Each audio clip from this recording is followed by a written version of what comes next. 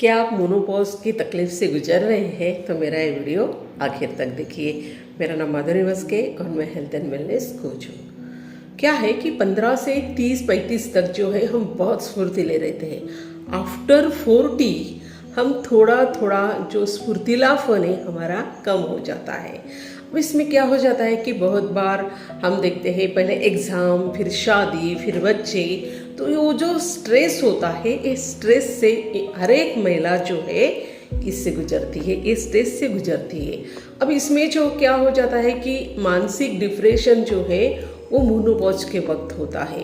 तो इसमें अगर ज़्यादा ऐसे हो गया डिप्रेशन या फिर थोड़ा मूड स्विंग्स, हार्मोन्स कम हो जाते हैं, तो ऐसे वक्त बहुत बार डॉक्टर फिर साइकेट्रिक की सलाह लेने के लिए बोलते हैं। लेकिन उससे साइकेट्रिक के पास जाने से पहले हम देखते हैं कि बहुत बार हम जो मेडिसिन वगैरह लेते हैं उसका भी साइड इफ़ेक्ट होता है, उससे भी ये प्रॉब्लम हो सकता है।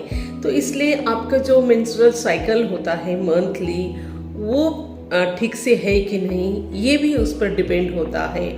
और ऐसे में जो आपको जो सिम्टम्स है जैसे sleeplessness, irritability, mood disturbances, urinary problem हो जाता है, शारीरिक बहुत सारी समस्याएं होती हैं, तो इन सब जो है ये इसके सिम्टम्स होते हैं।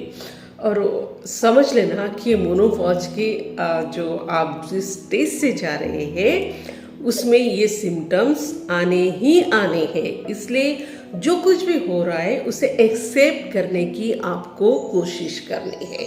अब इसमें क्या क्या और आपको कौन से सिम्टम्स और दिखाई देते हैं, जैसे कि लेडीज का हम देखते हैं कि मेटाबॉलिज्म उसका स्लो हो जाता है।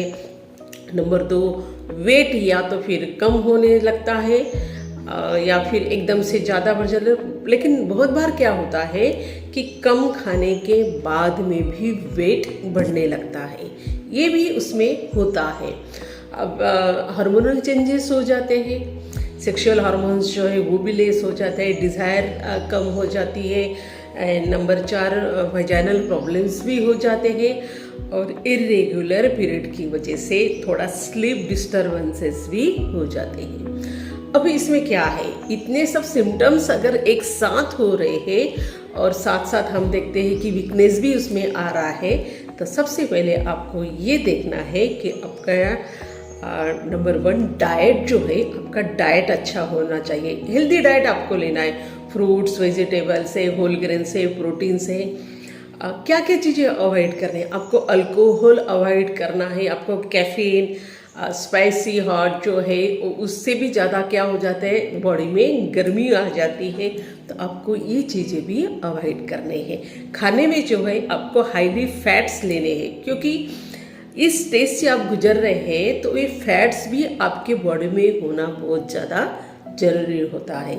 Number 2, regular exercise. जी, आप रेगुलर एक्सरसाइज लेकिन डॉक्टर की सलाह से करिए, नहीं तो आप इसमें आप वॉकिंग, स्विमिंग भी कर सकते हैं, योगा तो कर ही सकते हैं। तो इसमें क्या होगा कि आपका मूड जो है इम्प्रूव होगा, स्लीप क्वालिटी आपकी कैसी है वो आपको देखना है, ओवरऑल हेल्थ आपकी कैसी है ये भी आपको जानना है, और इसमें weight management and bone strength ये भी आपको देखना है। इसलिए एक्सरसाइज आप कर रहे हैं तो ये थोड़ा इसमें आपको ध्यान देना है।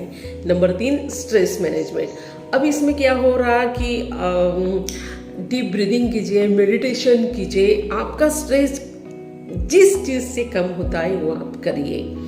आपको जो हॉबी पसंद है वो हॉबी आप कर सकते हैं, इसलिए कि आपका जो थोड़ा ब्रेन है वो रिलैक्स हो जाए और आपका माइंड जो है थोड़ा डाइवर्ट हो जाए। आप जितना खुश रहेंगे उतना आपके बॉडी के लिए, सेहत के लिए अच्छा रहेगा। और नंबर 4 जो है हार्मोन थेरेपी। अगर आपके डॉक्टर, नज़दीकी डॉक्टर या फिर ये पॉसिबल है तो आप हार्मोन थेरेपी भी ले सकते हैं। Number 5, bone health. जी हाँ, इसमें आप देखते हैं कि ज़्यादातर आपके बोन भी कमज़ोर हो जाते हैं, तो इसलिए आपको कैल्शियम लेना है, विटामिन डी लेना है। ये आपको फूड सप्लीमेंट के द्वारा लेने हैं ताकि ज़्यादा मात्रा में आपके बॉडी में वो जा सके, क्योंकि बोन डेंसिटी भी इसमें रिड्यूस होती है और उसके साथ साथ फिर ऑस्टियोपोरोसिस के ये रिस्क होता है कि कहीं आगे मुझे वो स्टेज पे ना जाना पड़े। इसलिए आप पहले ही कैल्शियम हो, विटामिन डी है, आपको लेना ही लेना है। आप वो आपको फूड सप्लीमेंट के द्वारा नंबर 6 जो है स्लीप हाइजीन। जी हाँ, सोने से पहले इलेक्ट्रॉनिक डिवाइस से दूर रहिए। कि हम क्या देखते हैं, एक आधा सीरियल देख रहे हैं और वही फिर सोते वक्त चक्र जो है हमारे दिमाग में घूमते रहता है। इसलिए लैपटॉप, टीवी, मोबाइल से दूर रहिए और अपना रेगुलर हेल्थ चेकअप करते रहिए। Thank you.